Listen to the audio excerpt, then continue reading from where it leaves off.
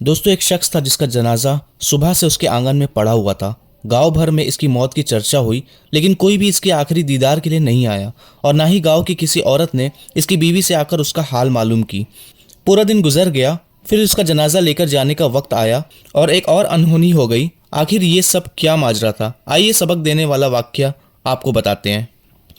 एक रिवायत है कि बरसों पहले किसी गांव में एक शख्स अपने खानदान समेत रहता था। वो बहुत बदजलन और बुरा इंसान था। हर वक्त शराब के नशे में धुत रहता था। गांव का कोई भी शख्स इसको पसंद नहीं करता था। वो शख्स मेहनत मजदूरी करके जो कुछ भी कमाता, उसका ज़्यादातर वो अपनी शराब पीने की आदत पर लगा देता। इसके साथ साथ उसके बीवी बच्चे भी मुफलिसी की ज़िंदगी गुजार रहे थे। वक्त गुजरता जा रहा था और उस आदमी के जिस्म में शराब खून की जगह ले रही थी।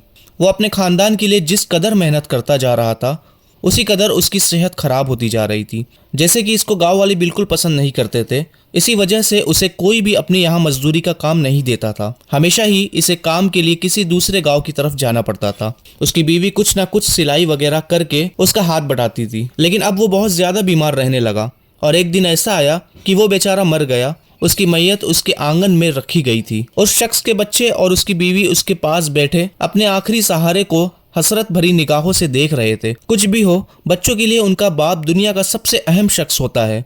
लेकिन इससे भी बढ़कर तकलीफ देने वाली बात यह है कि गांव में हर घर को पता चल चुका था कि इस आदमी की मौत हो गई है, लेकिन कोई भी उसके घर नहीं आया। उसकी शराब पीने की आदत की वजह से गांव के लोग उससे नफरत करते थे, लिहाजा उसकी बीवी को ही अब आखिरी रस्म की जिम्मेदारी उठानी थी। वो नेक औरत अपने मासूम बच्चों को अपने बाप की मैयत के पास बिठाकर बाजार गई, उसके लिए कफन खरीदा और एक गुस्ल देने वाले शख्स को बुला लाई जो उसे गुस्ल दे सके। और गांव के कब्रिस्तान में जाकर उसने कब्र खोदने वाले शख्स से उसकी कब्र की तैयारी करने के लिए कहा। उसके बाद वो घर वापस आ गई। बच्चे गम और परेशानी के आलम में माँ से लिपट कर रोने लगे और एक बार फिर इनका घर रोने धोने की आवाजों से भर गया। इसके बाद मैयत को गुस्ल दिया गया, जबकि शाम ढलने को थी और मगरिब का वक्त करीब था। मगरिब की नमाज के बाद उसका जनाजा लेकर जाना था, लेकिन गांव का कोई भी आदमी उसका जनाजा उठाने के लिए नहीं आया। उस औरत ने कई घरों में जाकर जनाजे के लिए मिन्नत की, उसने गिड़गिड़ाई, लेकिन किसी के दिल में इंसानियत नहीं जागी।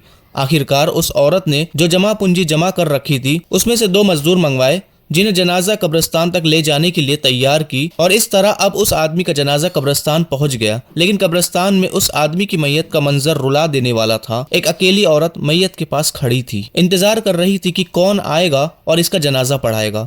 रात का अंधेरा बढ़ता जा रहा था। कब्रिस्तान के करीब ही एक पहाड़ी थी जिस पर एक बुजुर्ग रहा करते थे। वो अल्लाह के नेक बंदे और वली थे। गांव के सभी लोग उनसे नसीहत लिया करते थे और उन्हें अपना पीर और मुर्शिद मानते थे।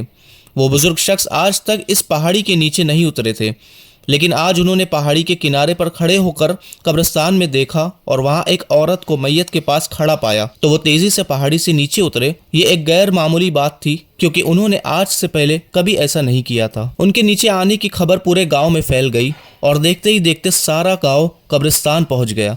उन्होंने मैयत के पास पहुंचकर उसकी बीवी से कहा कि बेटा तुम फिक्र मत करो, उसका जनाजा मैं खुद पढ़ाऊंगा। जैसे ही उन्होंने नमाज जनाजा पढ़ाने के लिए कहा, तो गांव के सारे मर्द एक एक करके जनाजे की नमाज पढ़ने के लिए उनके पीछे खड़े हो गए और इस तरह उन्होंने शराबी की नमाज जनाजा पढ़ाई। दुआ के बाद पहाड़ी वाले बुजुर्ग गांव वालों से फरमाने लगे कि ऐ लोगों, मगरिब से कुछ वक्त पहले मैं अपनी इबादत गाह में बैठा था। मेरी अचानक आंख लग गई और एक अनजान आवाज ने मुझसे मुखातिब होकर कहा, जाओ नीचे कब्रिस्तान में एक औरत अपने शौहर के जनाजे के साथ मौजूद है। उस मैयत का जनाजा पढ़ाने वाला कोई नहीं, लिहाजा आप जाओ और उसकी नमाज जनाजा पढ़ाओ। अल्लाह पाक ने उसको माफ कर दिया है। इतने में ही अचानक से मेरी आंख खुल गई। मैंने पहाड़ी के किनारे पर खड़े होकर जब कब्रिस्तान में देखा तो वही मंजर पाया, इसीलिए मैं इस काम के लिए नीचे उतर आया। इसके बाद उन्होंने उसकी बीवी की तरफ मुतवज्जा होकर पूछा, ऐ नेक औरत, तू मुझे ये बता कि ये शख्स ऐसा कौन सा काम करता था जिसकी वजह से इस पर ऐसा जबरदस्त अल्लाह की रहमत नाजिल हुई। वो औरत कहने लगी, हजरत ये तो हर वक्त शराब पीता रहता, दिन भर शराब खाने में बैठा रहता, लेकिन 3 काम ऐसे थे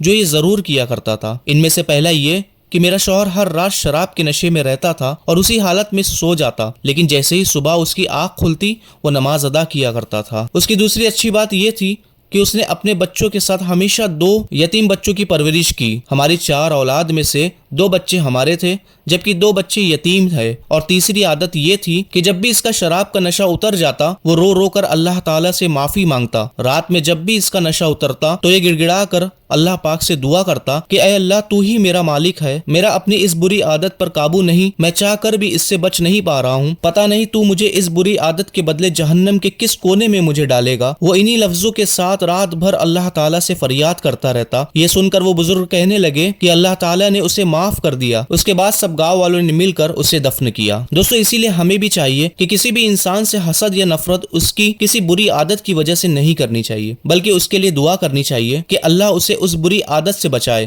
اللہ تعالیٰ سے دعا ہے کہ ہم سب کو ہر برے کام سے بچنے کی توفیق عطا فرمائے اور زیادہ سے زیادہ نیک کام کرنے کی توفیق عطا فرمائے۔